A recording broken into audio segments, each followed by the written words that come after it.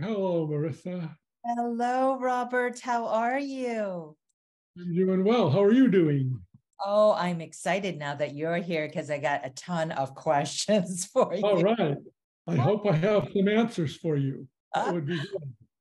Well, I'm sure you do, considering what, more than 40 years you've been doing this, Robert. Yeah, 38. I've been doing this for 38 years. And Yeah. why? Why, Robert? Why? Because I find that forgiving really helps people who've been traumatized to heal. And so it's exciting to see people who are struggling. And psychology says, well, we can't expect too much. And we see statistically significant changes that are also clinically relevant. So it's very rewarding to see this kind of healing taking place for people. Can you give us some examples? I know you have some studies that you'd love to share with us, but give me some examples of how forgiveness can change the life of someone who's been through a lot of trauma. Well, let's take a look at one of our earlier ones. This was done by Suzanne Friedman, Freedman, and she did a doctoral dissertation with me in the mid 1990s, where she wanted to help people work through our process of forgiveness. And these were all women who had been traumatized by incest. And incest is, of course, one of the worst kind of injustices known to humankind because a father or a father figure who is supposed to protect ends up violating. And at the time, the published literature in psychology basically said this: anyone who does interventions with incest survivors and actually tries to help them must not hold out too high an expectation because we don't have the means to really cut through the trauma for healing. So don't hold out too much hope. So Suzanne took 12 incest survivors, randomly assigned them to our forgiveness program, and the other six ended up having therapy as usual, as they wished, however they wished to do it.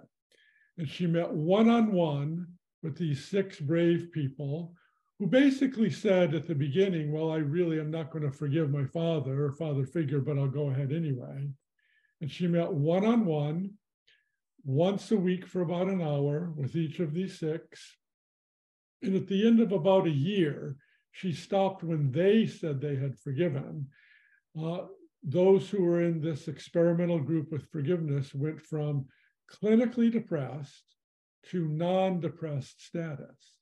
Right? They forgave the father. The control people, the six who were just not part of anything Suzanne gave them, were still clinically depressed. They then started the program one-on-one hour a week for about a year until they said they had finished. It took that long for each of them to truly forgive the father. And they too went from clinically depressed to non-depressed. This was the strongest set of data ever published with regard to healing of women who've been the victims of incest and the trauma that can result from that. And so that pretty much got the attention of the scientific community, the psychological community, with, hey, maybe there's something to this thing called forgiveness that perhaps we ought to pay closer attention to this. Robert, what is forgiveness? Like, define it for us. Okay. I think that's a very important question because Suzanne Friedman actually in 2010 with Chang did a study where she asked people what forgiveness is, and the vast majority of them got it wrong. The vast majority of them said, well, forgiveness is pretty much moving on from what happened or just letting it go. Well, you can't just let incest go as an example. So that can't be what forgiveness is.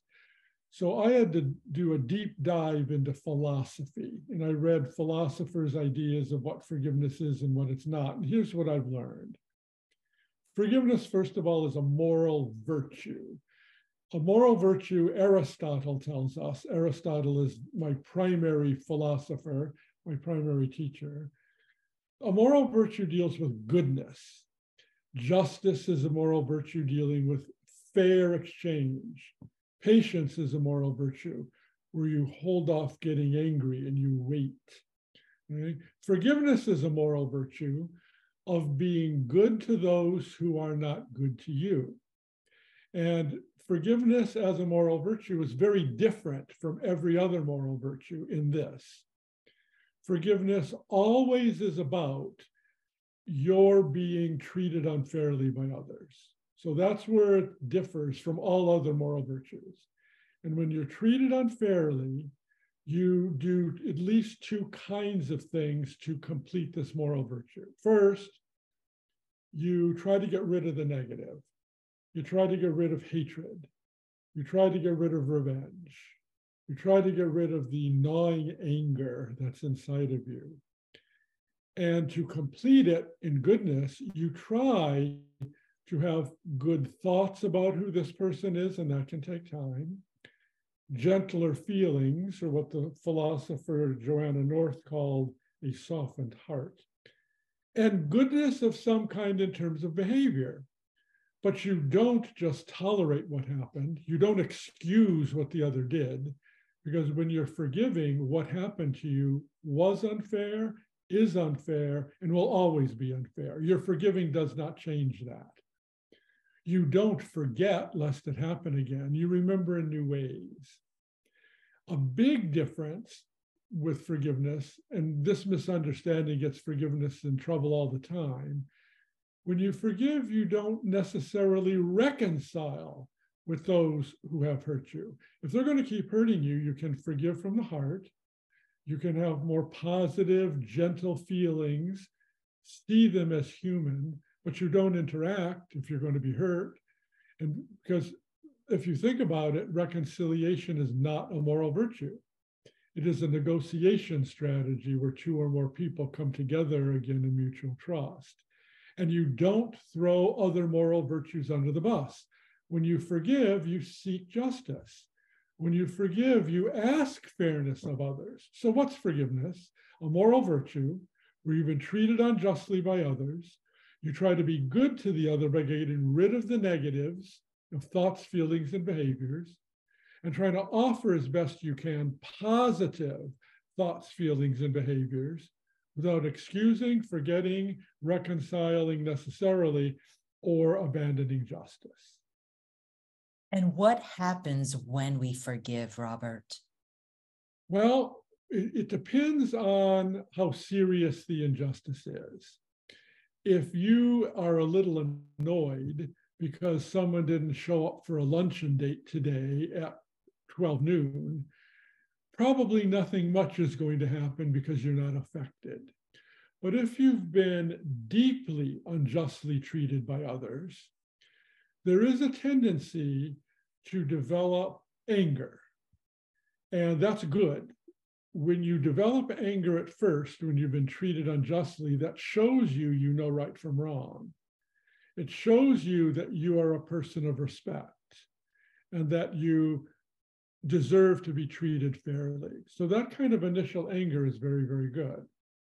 But what happens when there's deep trauma from a profound injustice, that initial anger, which is good, can take up residence in the human heart and turn to what we call resentment.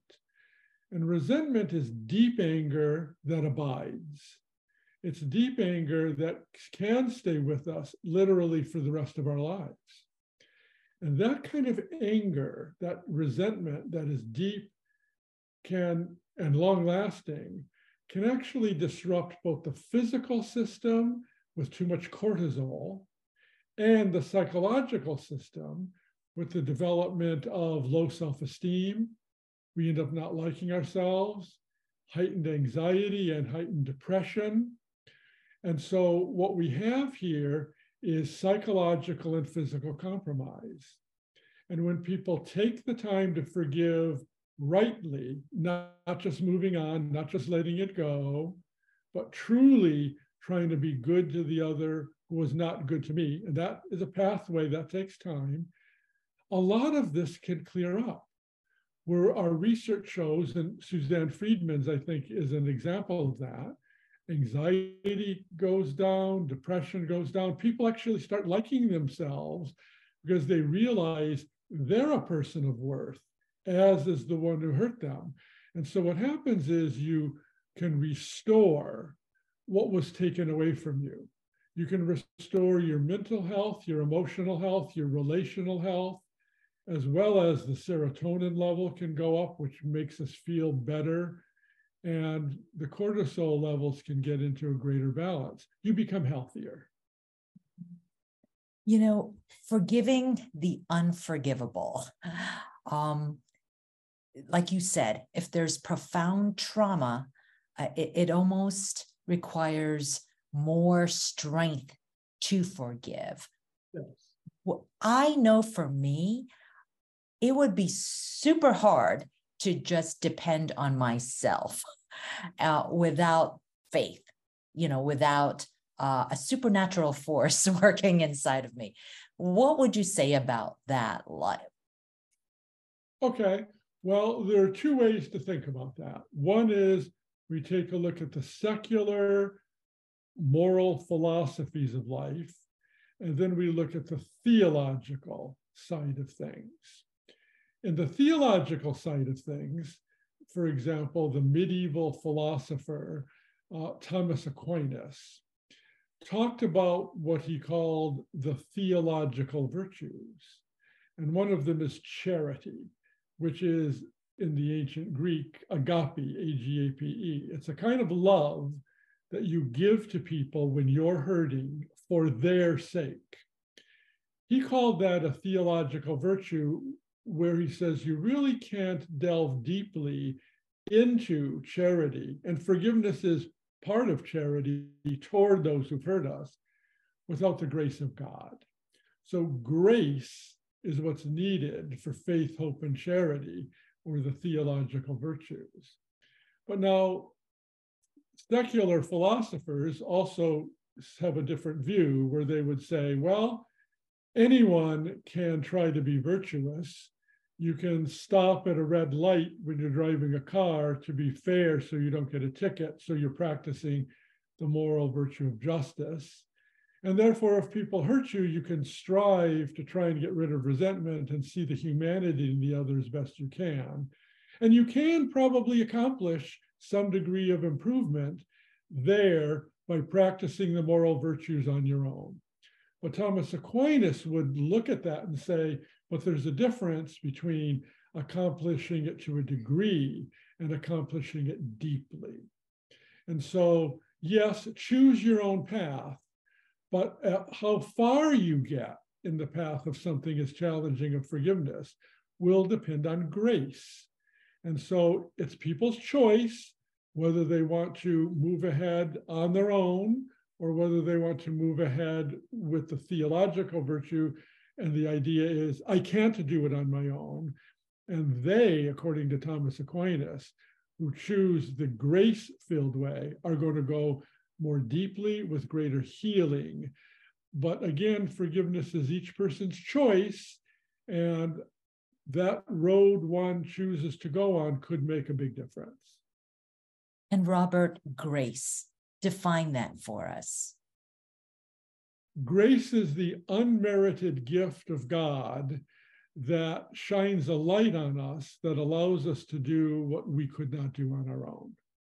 And so that kind of issue is what might help us develop the resolve or the persistence to engage in agape, to understand it more deeply, and to offer that goodness more readily, without reticence, to accomplish it in a deep level where that trauma then very well may go away when you didn't expect it, or when the psychology textbooks tell you don't expect it to happen.